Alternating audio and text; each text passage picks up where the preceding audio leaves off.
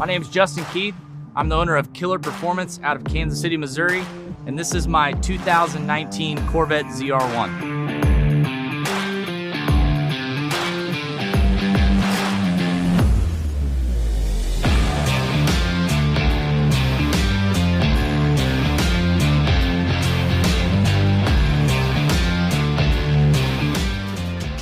Today we are at World Wide Technology Raceway. This is my 2019 Corvette ZR1. It's really pretty mild on the setup. We just did a cordless performance cold air intake on it. We tuned it, made 752 horsepower utilizing the full factory exhaust. What sets the ZR1 apart from other ZR1s is these brand new Nitto NT555R2 drag radial tires. It's a perfect tire for daily driving on and then taking to the track on the weekends without having to change wheels and tires. The biggest thing that you notice right off the bat is the design change from the original 555R drag radial. This tire is actually designed to go in sequence with the 555 G2 street tire for the front. So if you're a rear-wheel drive car, slap a pair of these bad boys on the rear. If you're all-wheel drive, put them all the way around. You can daily drive on this tire as well as take it to the drag strip and being able to get a good 60-foot time.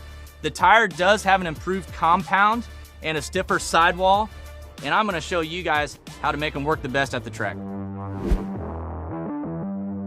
There's 4 things I'm gonna tell you about today to get the most out of this tire.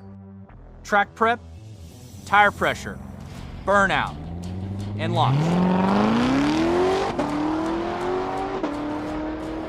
There's a couple different types of track prep whenever you go to your local drag strip.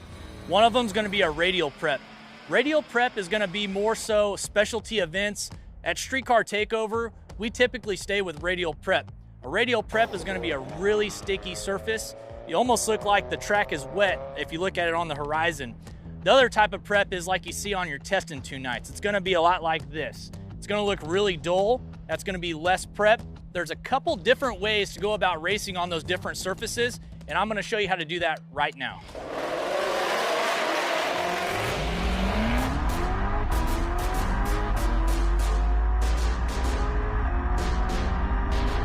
Tire pressures. Tire pressure is the single most important part to get these new 555R2 drag radial tires to work at the track.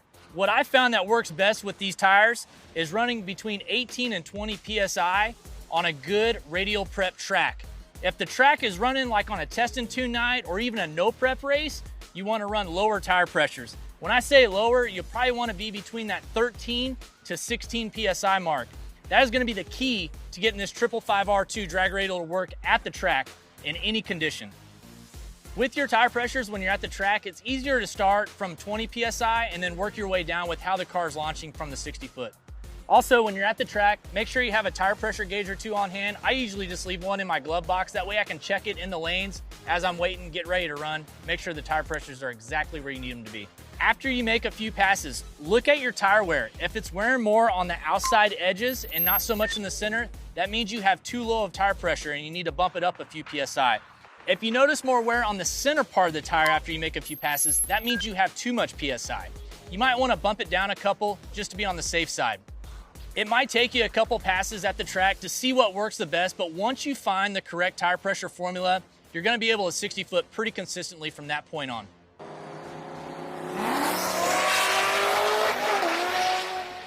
Now there's a big debate.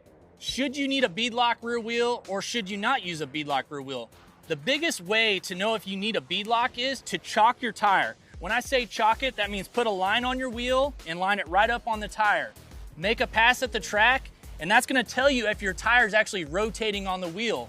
If it does rotate, that's a good key indicator that you're gonna need a beadlock at some point in the near future. What a beadlock does is it helps the tire stay planted to the wheel and help your 60 foot times out a lot better.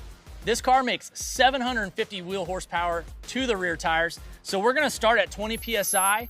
The track prep is pretty good here, and I feel like 20 PSI is gonna be a good spot to start, and then we can work our way down from there.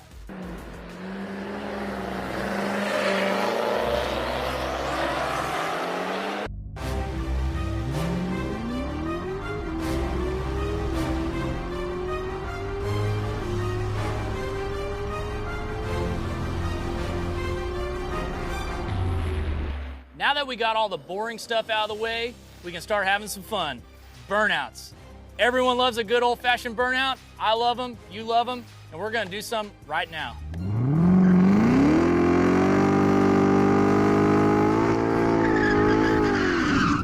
If you're on a brand new 555R2 drag radial like this car is, you're gonna wanna do a pretty good burnout for your first one.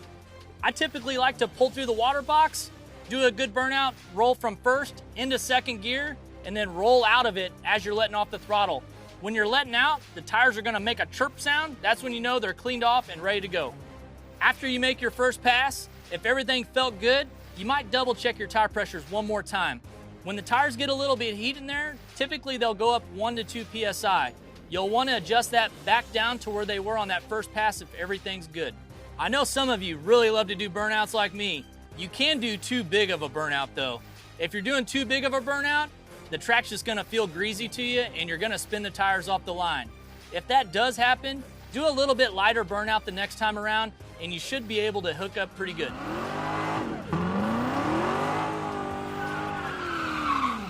If you're at a no prep race, that means there's no prep on the track. You kind of want to do a little bit bigger of a burnout to get more heat in the tires, make them a little bit more sticky. That track surface is going to be a little slick and you want as much heat in that tire as possible. If you're on a good prep track, like a radial prep, like kind of what we're on today, you're going to want to do a little bit lighter of a burnout, but make sure you're getting the tires cleaned off completely. That'll give you your best 60 foot on a good prep track.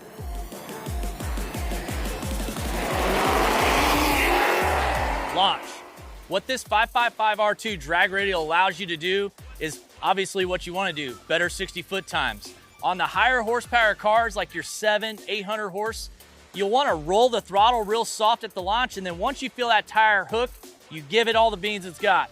On the second option, the lower horsepower cars, your 300, 400, 500 horsepower cars, you'll want to just stab it, 100% throttle right off the line. The tire will hook and go down the track like you want it to.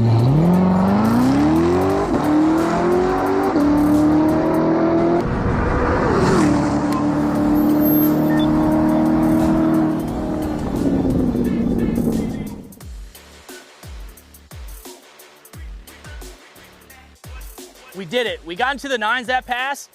With a little bit of practice, I hope this video helps you out with step-by-step on how to get your car going down the track.